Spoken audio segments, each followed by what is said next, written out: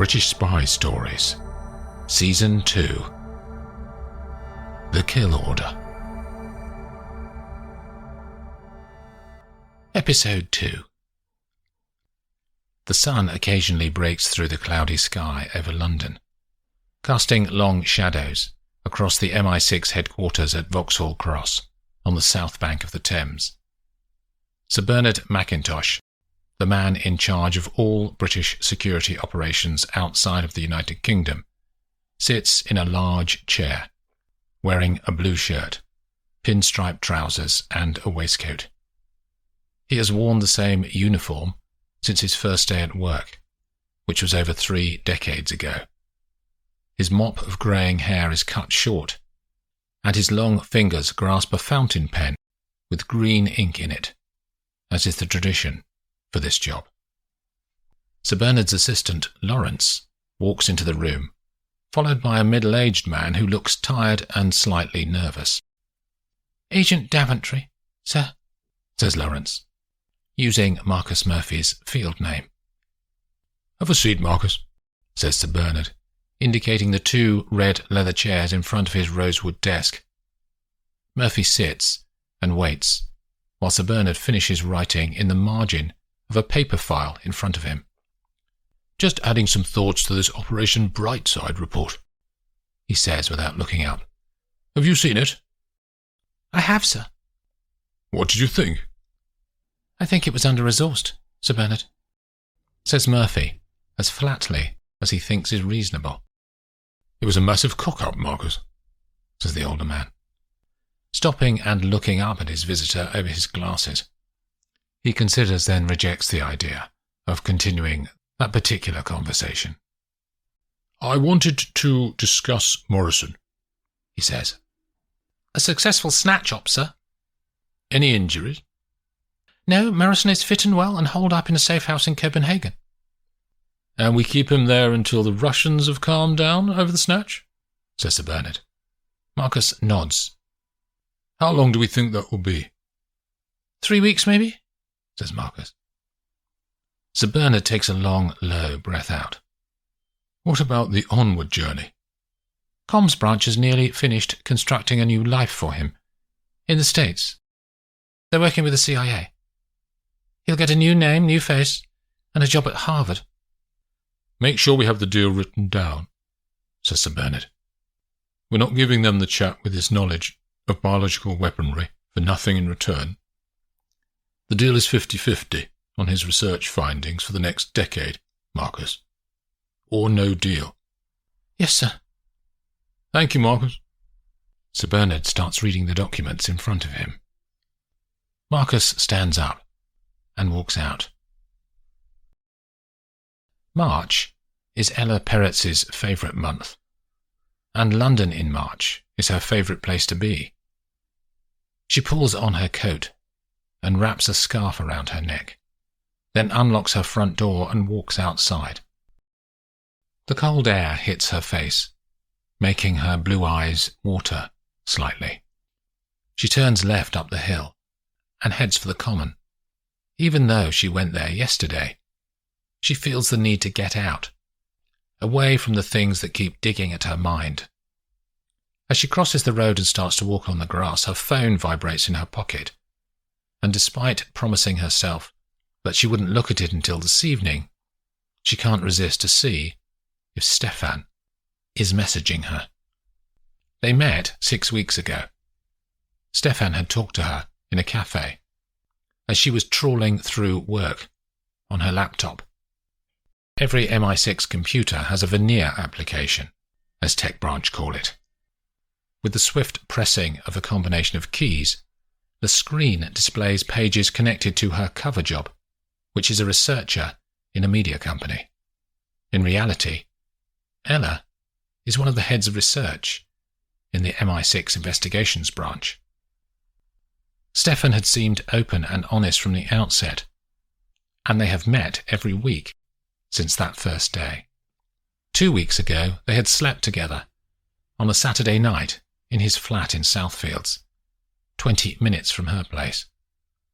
She'd walked home the next day, past the Wimbledon tennis ground, The sun had been shining, and she felt happy for the first time in too long. Even though all new personal contacts are supposed to be reported the day after you make them, she had held off, just to make sure. She didn't want to appear to her colleagues to be picking up men all the time. But at last, on Friday, she had completed the 23J form, known colloquially within the security services as the 3P, its formal title being Permission to Progress, a personal relationship. She had left the form unsent in her drafts until Monday, and she will send it then. After that, another head of research will lead an investigation into Stefan's background and explore every detail of his life so far, his parents, his previous friends, his job, even where he has gone on holiday. But the message on her phone isn't from Stefan. It's an encrypt from work. She slides her finger across the stage 1 unlock pattern and waits for the code to be sent to her phone to get through stage 2. The message is from MI5 Ops Control, MI6's sister service, focused on domestic UK intelligence. Requests from 5 come through all the time, particularly for European data that her team has access to. Ella reads off the screen.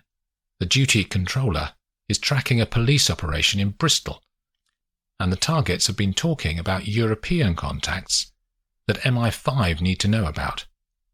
She hits the button and makes the return call. "Frank's Laundry?" says the voice on the line. Ella had memorized today's passcode before leaving the house and says it into the mouthpiece. "How are you, Ella?" "Who's that?" she says. "Agent Exeter," comes the reply. The field ops name for Major Marjorie Allardyce, Duty Ops Controller of MI5. "Are you enjoying your Sunday off on Wimbledon Common?" "Yes, it's a beautiful day," says Ella. "What do you need for this op?" "Background checks on 2 contacts that I'm hoping are in the MI6 system," says Marjorie. "Got any names?" "Danilo Savchenko, Ukrainian national, and Stefan Lakatos, Moldovan." Ella's hand shakes as she holds the phone up to her ear. Suddenly her body feels tired. It can't be her, Stefan. But the surname is the same too. "Can you say those again?" Ella puts all her effort into stopping her voice trembling. "Savchenko and Lakatos," says Exeter again. Ella's mind spins. She wants to end the call and run, but she knows she can't. She has 2 options. Declare her personal knowledge now of one of the men, or say nothing. She begins. "Yes? I may know one of those men." "Which one?" "Lakatos." "In what capacity?" "Personal." "Sexual?" A pause. "Yes." "Did you think he could be part of a foreign intelligence service?" says Marjorie. In that second, a wave of consequences seems to roll out of the phone and hit Ella's mind. "I didn't." "Did you log the 3P?" "I was just going to." There's a moment's silence from the other end of the line. "Ella," says Marjorie, "I'll tell you what. Let's meet for lunch tomorrow. We can talk it through. Can you get your team to dig out the details for the other guy?" "Of course," says Ella. There's another pause. Then she says, "Will you report me?" "Let's chat first. I'll send you a location. 2 o'clock, okay?" "Sure." The line goes dead. Catherine opens a window on her Mac to check her work queue that is fed by both London Control and by Europe Control, depending on which hub is leading on an operation. 2 messages are sitting in her inbox. The first is from Agent Riverside, who has tried to keep in touch since their trip to France 6 months ago. She has ignored him until now and does so again, as she deletes the message. The other message is a kill order. The target is the leader of a cell in Verona, who has been flagged as dangerous and a liability. Catherine has been allocated this job, as her patch is Switzerland and northern Italy. She reviews the field analysis provided within the job, and recognises the street layout near the target location. There's a time-critical need to act swiftly for this particular case, and she decides to drive down immediately to carry out the order. The journey over the mountains in her Jaguar F-Type has taken a little under 5 hours. Catherine drives down the Via Goffredo Mameli in Verona, then cuts off north to the village of Arvesa in the suburbs. After passing blocks of flats on either side of the road that lay close to the curbside, the road starts to climb and the houses get scarcer. The slope rises to a summit, then drops down the other side into a village. The air is still, and the place is silent as she steers the car past white houses with red tiled roofs. She pulls over and checks the location of the target's house, which is on Via Premuda, 5 minutes away. The main road that cuts the village in two is wide, with homes set under trees that would provide shade during the long hot summers of northern Italy, but are bare and skeletal now. The sky starts to show the first traces of dusk as Catherine turns off into Via Premuda. She drives the length of it, but it only leads to an alleyway with no exit for vehicles, making it unsuitable as an escape route. She drives back and around the block, then parks in a street that runs parallel to Via Premuda. She will need to cut through the garden of one of the houses here, and across the fields beyond to end up at the rear of the target's home. The street is narrow, with the walls of houses not much wider than her Jaguar in parts, but it's her only option. Parking further away will give her too far to run to make her escape after the event. She sits in the Jaguar, flips open her laptop, goes through security, and navigates to the job file. The target is Riccardo Fazzoli, a small-time crook who had caused havoc in his hometown of Verona as a teenager by repeatedly attacking the police. He had been put into IPM, Istituto Penale Minorile, the Italian youth detention system. He had served 18 months and come out just before his 17th birthday. The police records abruptly stop after that, and the researcher from Investigations Branch, who provided the documents she is looking at, has written a note saying, "Likely records wiped due to local police corruption." The next time that Fazzoli materializes is a newspaper article from 5 years ago. He was 24 years old by then, and the article is talking about how he was likely behind a number of smuggling gangs operating from Verona and up across the mountains, through Slovenia and Croatia, and into the Serbian capital, Belgrade. There is more intelligence in the file.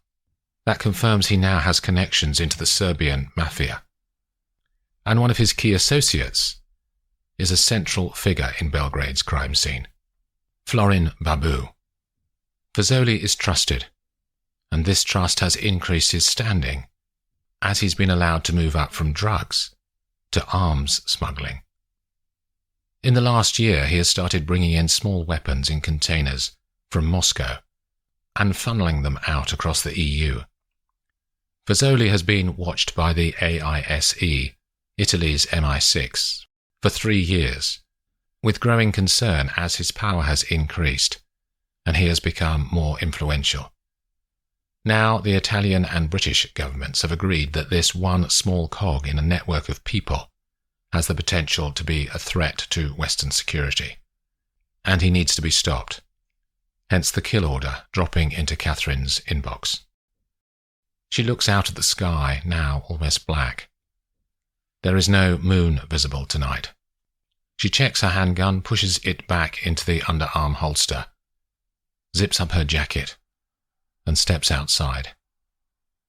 There are lights on the road, but one street light is broken, providing a pool of shade that will mask her entrance into one of the gardens. She slips out of sight, over the back wall and into the rough ground that creates a no-man's land between the two streets.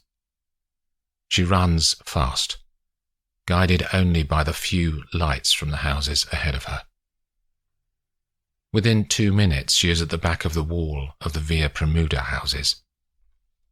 She unfastens a standard HA6 climbing cord from her utility belt and throws it over the top of the wall. She pulls the cord and it latches on the other side. Catherine pulls the base lever, and a set of footholds collapses out from the cord, providing a makeshift ladder, which she starts to climb. She moves silently and rapidly towards the top, then jumps down into the back garden of the Fazoli residence. These are old houses that have been gutted and gentrified at some time in the last decade. She walks to the back door of the house, listens for activity, and hears none. She produces a set of short metal tools and inserts them into the lock. 2 swift turns and she hears a click inside the mechanism. She unholsters her Beretta M9 handgun and raises it to her shoulder height, then turns the door handle. Inside the first room is the kitchen. 2 side lights are on, but there is no one in sight. She steps across the floor tiling, black and white against her black leggings and boots. She can hear her breaths, steady, measured, impatient. Catherine pushes her head around the doorframe into the next room, which is the lounge. Again, no one is there, and she steps lightly through into the space. A fire is alight at the far end of the room, and she can feel the heat from 20 feet away. She waits, taking in the layout of the room. There are stairs on one side, sofas and 2 chairs, and no evidence of inhabitants, but they must be somewhere. Catherine takes a breath out, moves one long leg towards the base of the stairwell. She hears a slight click behind her. Stops. Starts to turn. Then feels pain on the left side of her head. And her world goes dark.